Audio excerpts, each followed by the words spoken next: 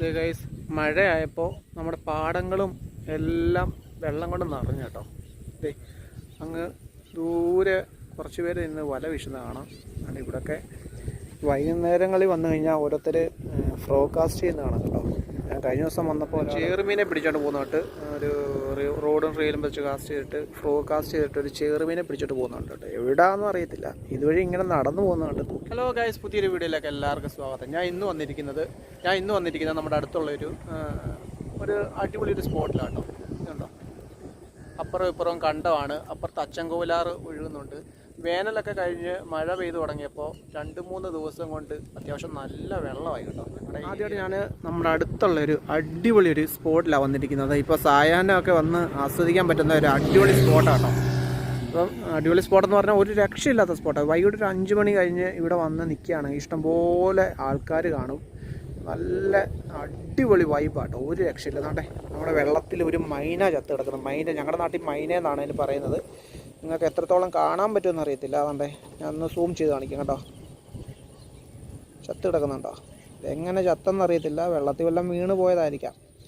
ഇതേ ചത്ത് കിടക്കുന്നു. അപ്പം അവിടെ ഇവിടങ്ങളായിട്ട് ഒത്തിരി ചേട്ടന്മാർ വല വീശുന്നുണ്ട്. അവിടെ ഒരു എന്തോ റോഡിൻ്റെ മറ്റോ പണിയാന്ന് തോന്നുന്നു. അവിടെ ഒരു ട്രാക്ടർ ഇന്ന് പണി ചെയ്യുന്നുണ്ട്. അവിടെ ഒരു JCB പണി വർക്ക് ചെയ്യുന്നുണ്ട്. അവിടെ റോഡാട്ടോ, റോഡ് മൊത്തം മുങ്ങിപ്പോയി. അപ്പം ഇന്നത്തെ വീഡിയോ ഒരു അടിപൊളി വീഡിയോ ആയിരിക്കും കേട്ടോ. നിങ്ങളൊന്ന് മാക്സിമം ഷെയർ ചെയ്ത് സപ്പോർട്ട് ചെയ്യുക.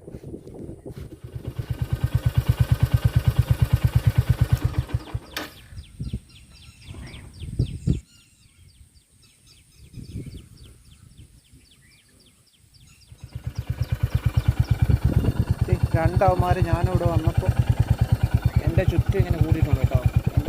കുഞ്ഞന്മാർ വണ്ടിയുടെ ഫ്രണ്ടിന് മാറി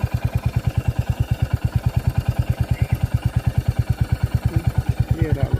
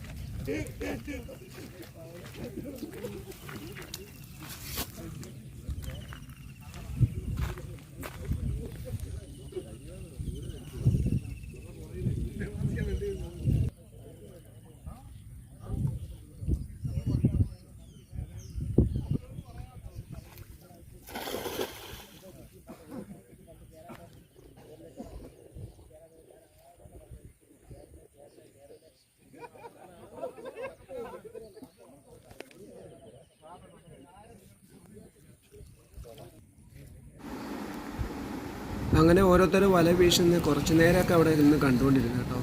അതൊരു പ്രത്യേക രസമാണ്. ഓരോരുത്തരിങ്ങനെ മാറി മാറി ഇന്ന് വല വീശുന്നത്. അവർക്ക് വലുതായിട്ട് മീനൊന്നും കിട്ടുന്നില്ല, എന്നാലും ചെറിയ കറിക്കൊക്കെ ഉള്ള മീൻ അവർ ഒപ്പിക്കുന്നുണ്ട്. അപ്പം ഓരോരുത്തർ മാറി മാറി നിന്നാണ് വല വീശുന്നത്. കുറച്ച് നേരം ഞാൻ അവിടെ നിന്നു.